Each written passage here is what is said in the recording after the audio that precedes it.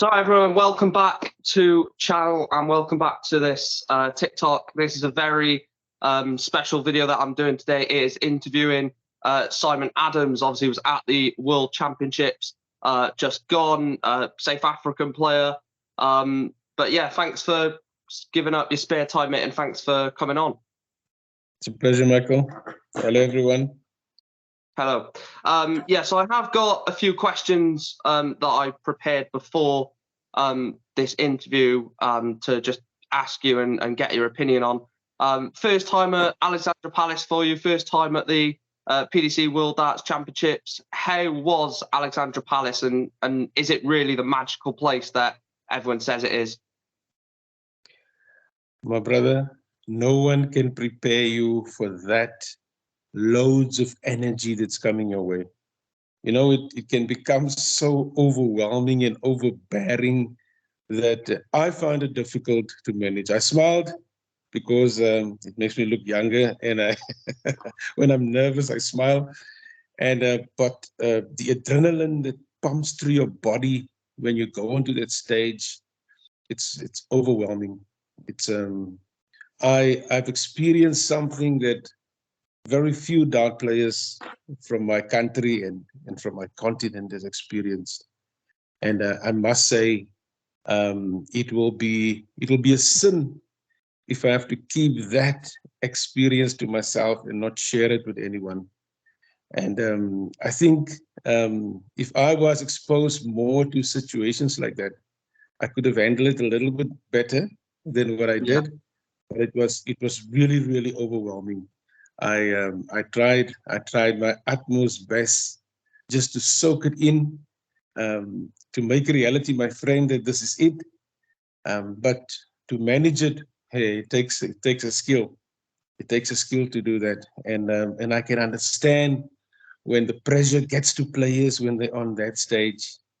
It's just an incredible feeling that you can experience. It's undescribable. Luke Littler continues to say it's unbelievable. Yeah.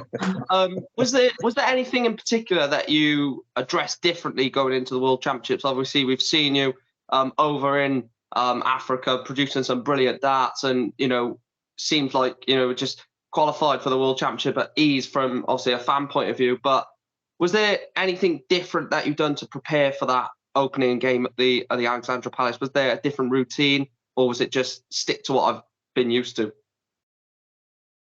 Look, one doesn't fix what is not broken. I think the way I prepared was normal routine, but what was the difference was participating in the modus a week prior to the Worlds. That helped a lot. I mean, I threw the best performance at the modus was 107 average, and that is when I realized I can do this. I can play at this level, and that helped me a lot in my preparation. And it was just the only learning, or if there's a negative from it, is how to manage those emotions. And I think the more, if I was exposed to that type of atmosphere and that type of expectation, I would have been able to manage it much better. But the preparation was just better because of my exposure to the modus before that. And it's like studying for the exams, and the exams is tomorrow, and you want to cram everything in today. It doesn't work like that. You have to continuously build confidence. It's a mental preparation that you have to go through. I think I wasn't very much worried about my skill after my performance at modus. I knew that I can play at that level, but to manage your mental strength, that is what set good players apart from better players. Yeah. Or better players apart from good players. Yeah, the quality between the quality just below. In terms of the expectations, then going into the World Championship, was the expectation just to win a game? Obviously, we've heard Luke Littler, every game was just to win a game, but we'll go on to him in a second because he's a special talent. But was the expectation just get on that stage and try and get that win? Yeah, look, the expectation was very realistic. I know my level, and I know the level of the players that I play against, and the expectation was only to win the first game. The expectation was actually only to win the first set, and from there take it, and take it 3 darts at a time, because it's the first time. You can't set yourself unrealistic expectations. Remember, the standard of the game is set by the players, and it's not going to change because you are from South Africa. The standard of the game is the standard of the game. And I mean, my expectation was very realistic. I just wanted to go 1 dart at a time, 1 leg at a time, 1 set at a time, and take it from there. Yeah. Yeah. in terms of the plan going forward, then obviously I know you want to probably get back there again. Is there any sort of things that you're potentially looking forward to in 2024 that, obviously I'm not too sure about Q School or anything like that, because it is a large commitment, but what's the sort of main targets and goals for 2024? Look, being back in the I lost on Sunday. On Monday I was back in the practice room, and I think the aspiration is to do well locally. I'll be participating in about 6 African continental tours, and I have to go and defend my world champs qualifying title in Kenya this year in September.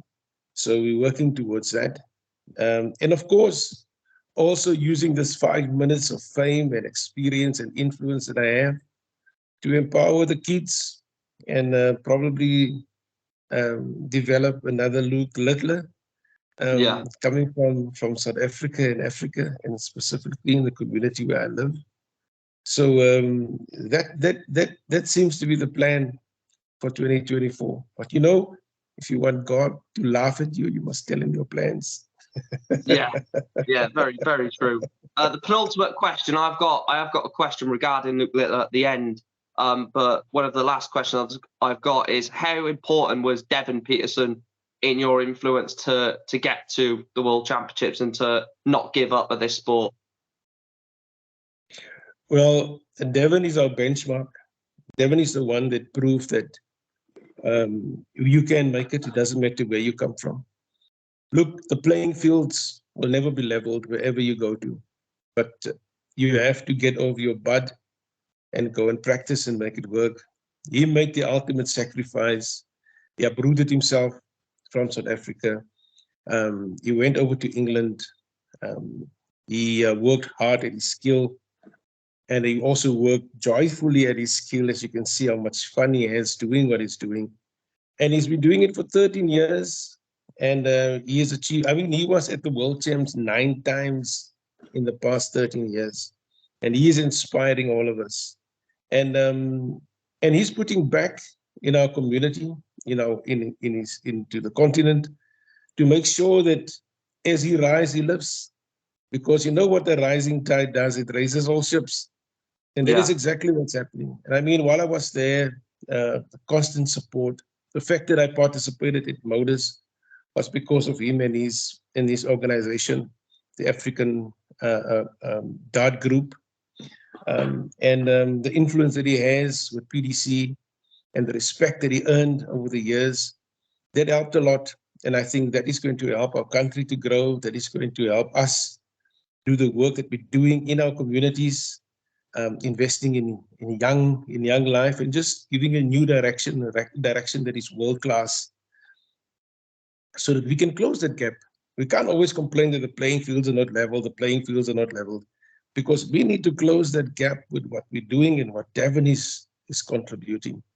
So I'm looking forward to that. I'm looking forward to more, and rewarding Devon by doing well, by making sure that he doesn't throw good money after bad investment, that there's a return on investment, and that return on investment means that we deliver good quality dart players for the future who can participate at world level. Yeah.